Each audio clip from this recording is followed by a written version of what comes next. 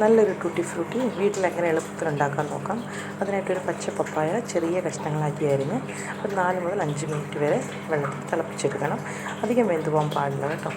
അതൊന്ന് തിളച്ച ശേഷം നമുക്ക് ചെറിയൊരു പാത്രത്തിലോട്ട് ഊറ്റി മാറ്റിയിട്ട് വേറൊരു പാത്രത്തിൽ 1 ഗ്ലാസ് പഞ്ചസാര, അതേ ഗ്ലാസ്സിൽ തന്നെ 1 ഗ്ലാസ് വെള്ളം ഒഴിച്ച് നന്നായിട്ടൊന്ന് ചൂടായ ശേഷം നമ്മൾ വേവിച്ച് വെച്ചിരിക്കുന്ന ഓമയ്ക്ക അതിനകത്തോട്ടിട്ട് നന്നായിട്ടൊന്ന് ഇളക്കി വറ്റിച്ചെടുക്കണം. ഒറ്റനൂൽ പരുവാകുമ്പോഴത്തേന് നമുക്ക് ഓമയ്ക്ക റെഡിയായി കിട്ടും. ഇത് നമുക്ക് 4 പാത്രത്തിലോട്ട് മാറ്റാം.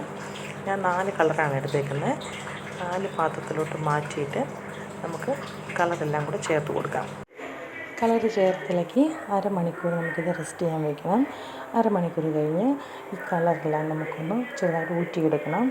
ഊറ്റിയെടുത്തിട്ട് ഒരു പേപ്പറിൽ കോട്ടൺ തുണിയിലോ ഇട്ടിട്ട് നമുക്കിതൊന്ന് ഉണക്കിയെടുക്കണം. ഒത്തിരി അങ്ങ് ഉണങ്ങിപ്പോകരുത്. പരുവത്തിന് ആ വെള്ളമായ വെള്ളം ഒന്ന് മാറി കുറച്ച് ഉണങ്ങി കഴിഞ്ഞെടുത്ത് നമുക്ക് ഇത് ഫ്രിഡ്ജിൽ സൂക്ഷിക്കാം. നല്ല ടേസ്റ്റിയാണ്. എല്ലാവരും ട്രൈ ചെയ്യണം.